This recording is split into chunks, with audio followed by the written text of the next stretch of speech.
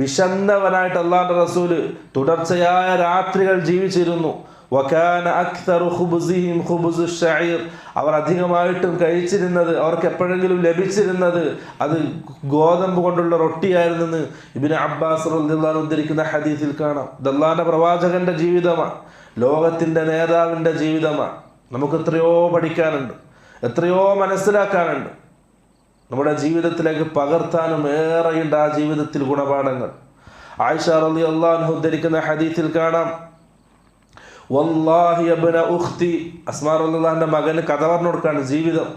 വർഷങ്ങൾക്ക് ശേഷം റസൂൽ സല്ലല്ലാഹു അലൈഹി വസല്ലമയോടൊപ്പം ജീവിച്ച ആ സുന്ദര നിമിഷങ്ങളെ ആയിഷ റളിയല്ലാഹു അൻഹ ഓർത്തെടുക്കുകയാണ്. എന്നിട്ട് പറഞ്ഞു കൊടുക്കുകയാണ്, ഇൻ കുന്നാ ലനൻദുറു ഇലൽ ഹിലാലി സുമ്മൽ ഹിലാലി സുമ്മൽ ഹിലാൽ, 3 ചന്ദ്രനെ നാം കണ്ടിട്ടുണ്ട്.